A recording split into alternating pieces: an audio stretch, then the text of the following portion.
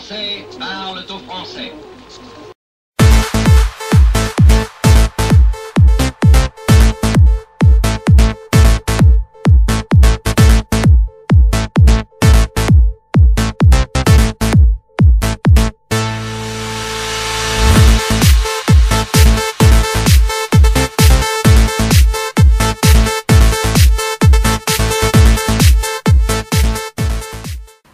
Jean-Marie Le Pen, bonjour. Omar Djalil, bonjour. Vous êtes donc rencontré au Conseil régional ce vendredi. Est-ce que vous pouvez nous expliquer la teneur de votre rencontre, votre deuxième rencontre, et à quoi elle va aboutir? Oui, ça n'est pas la première fois que nous nous rencontrons. Et nous avons en quelque sorte la même préoccupation, c'est la participation des patriotes français d'origine musulmane ou d'origine du territoire français d'outre-mer, de participer à la vie française et de s'intégrer à la nation française. Voilà. Cette préoccupation nous a conduit à nous rapprocher nos points de vue et nos expériences personnelles. Et nous savons bien que c'est une voie difficile, une voie ardue, mais que nous avons bien confiance que c'est la voie de l'avenir. Omar, dans le cadre des présidentielles, des futures législatives, comment vous vous positionnez vis-à-vis du Front National? Quel sera éventuellement votre rôle? Moi, aujourd'hui, je me sens le péniste, parce que j'ai fait la démarche d'aller vers M. Le Pen. Donc, beaucoup disent je suis Marini, je suis le péniste, mais on est d'abord quelqu'un, on se réfère à quelqu'un que lorsqu'on a parlé avec lui, qu'on l'a rencontré. Aujourd'hui, c'est mon cas. Si Jean-Marie Le Pen se présentait à la présidentielle 2012, j'appellerais à voter pour lui, parce qu'il y a une démarche sincère d'aller à sa rencontre, de discuter, de partager. On a parlé de l'Algérie française, on a parlé de la place de l'islam dans la société française, de la laïcité. Et aujourd'hui, c'est vrai que si le Front National intègre le fait que nous ne sommes pas des éléments exogènes à la culture française, que nous ne sommes pas des éléments étrangers à l'appartenance nationale, qu'on nous reconnaît le droit d'être des citoyens par entière, effectivement, le Front National, lui d'abord a tout intérêt à nous intégrer, et nous, on a tout intérêt à voir le Front National demain qui peut prendre le pouvoir. Il y a toujours, j'allais dire, ce risque. Mais il y a toujours ce risque de voir le Front National prendre le pouvoir. Et on aura chance. Ce risque, chance. Et il y aurait deux cas de figure. Soit la même gestion municipale qu'avec Toulon-Vitrolles, où on a eu des salariés municipaux de confession musulmane être persécutés, des associations liquidées, des gens qui venaient avec la boule au ventre aller travailler. Et puis la possibilité de voir un Front National humain et ferme, autoritaire, sur des idées très claires, sur l'immigration, sur l'insécurité, sur les dérives qui se passent aujourd'hui dans la communauté musulmane. Sur ces choses-là, il faut être sans concession. Mais par le côté humaniste, c'est-à-dire reconnaître que chacun a le droit à sa place. Tu aimes la France, tu es français, tu es prêt à...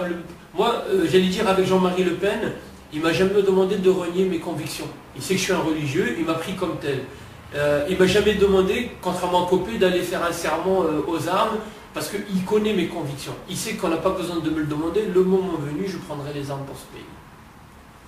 Oui, doctrinalement, il n'y a pas de problème, parce que c'est la doctrine du Front National. Mais on sait très bien qu'il y a la doctrine et qu'il y a les hommes, qu'il y a les opinions et il y a les comportements.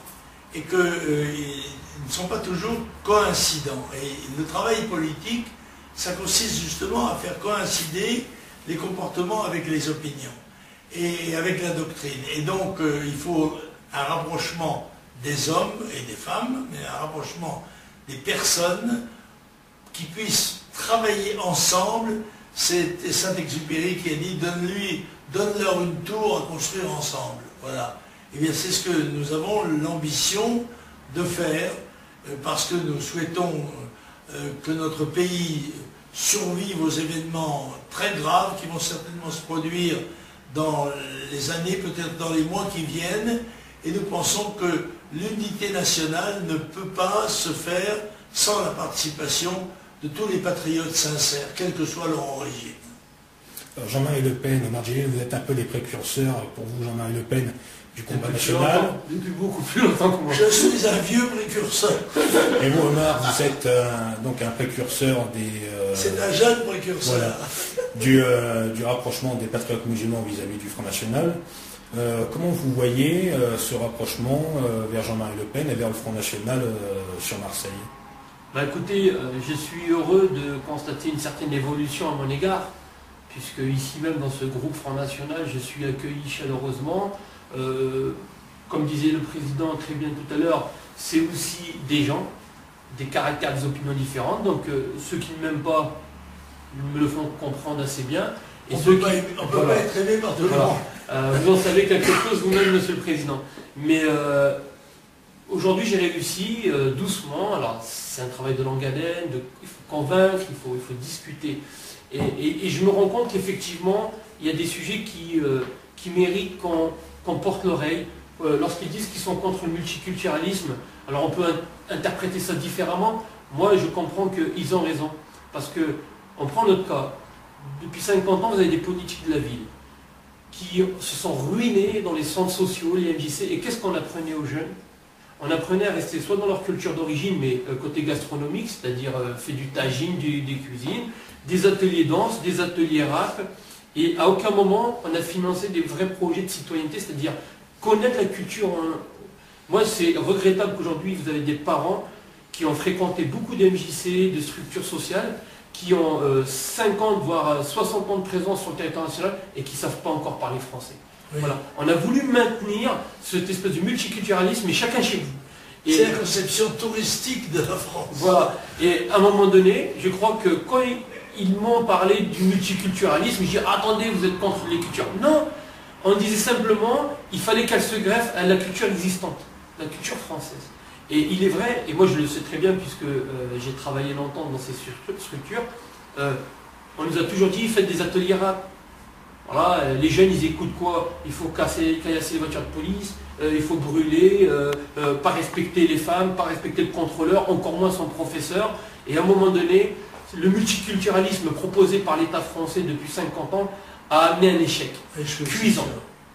Et ce n'est pas une question raciale, ethnique, c'est simplement, on a cantonné les gens dans leur culture d'origine pour éviter qu'ils s'intègrent dans la culture existante.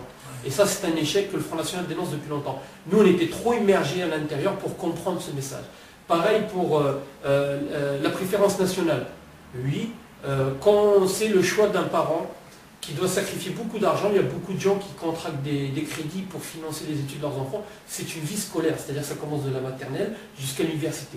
Qu'il y a des souffrances, il y a des réussites, il y a des échecs, et que tout ça c'est une vie de travail, une vie d'effort pour une famille.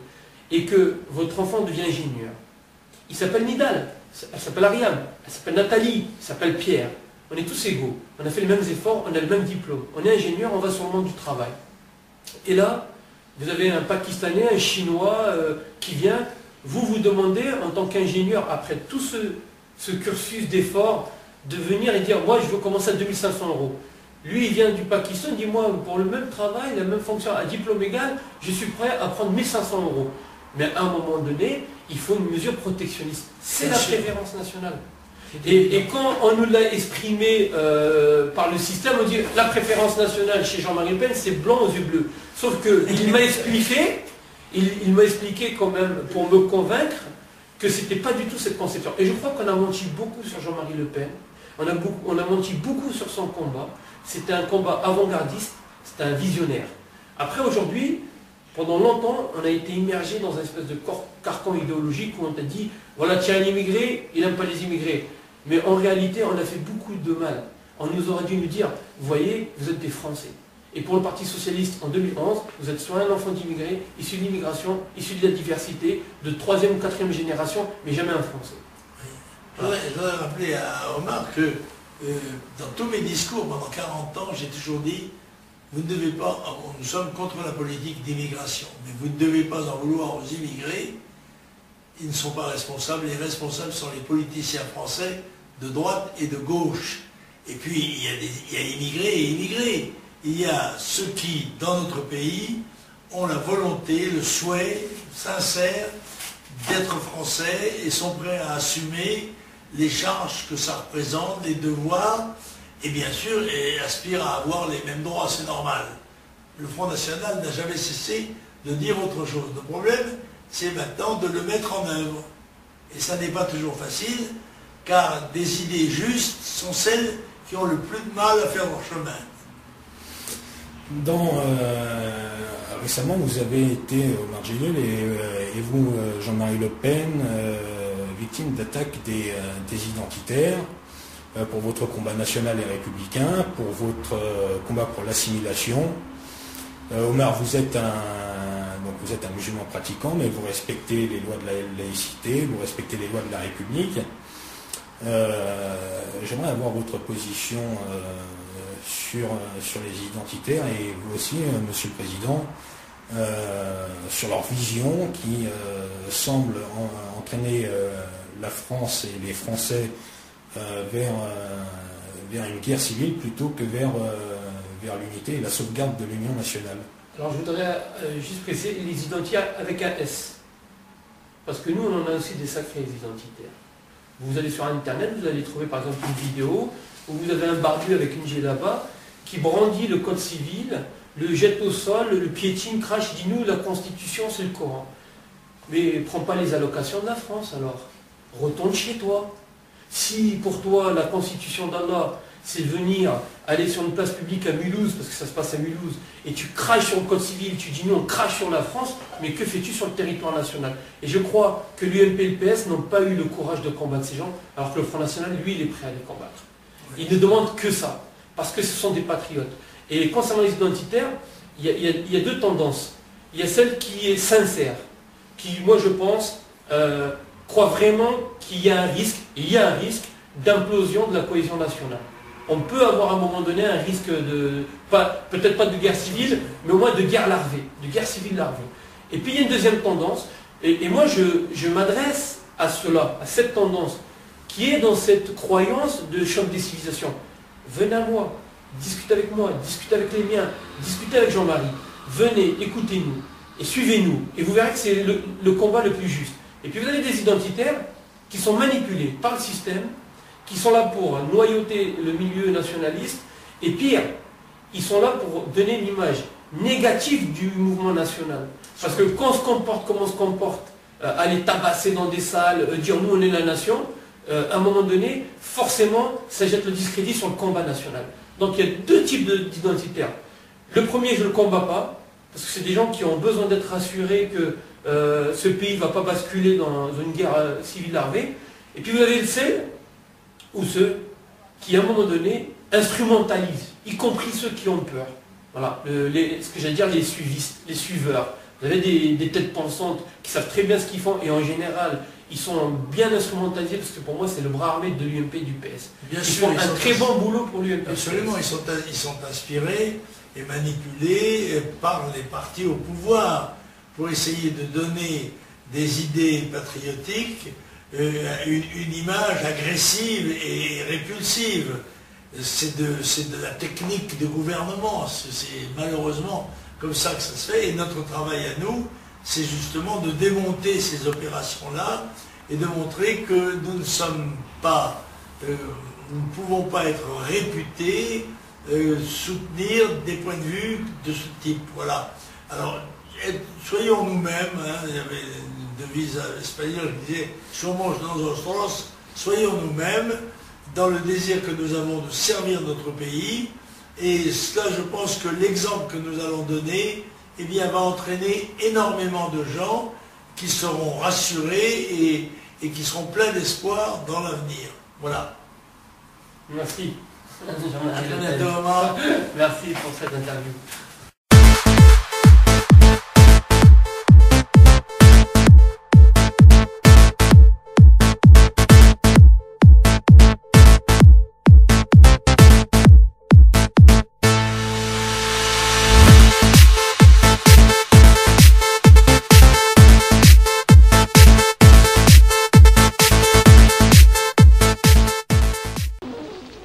Veuillez écouter tout d'abord quelques messages personnels. Gabriel garde l'anonyme. Le manchot la serre dans ses bras. Nous disons, le manchot la serre dans ses bras 2 fois. Le fantôme n'est pas bavard.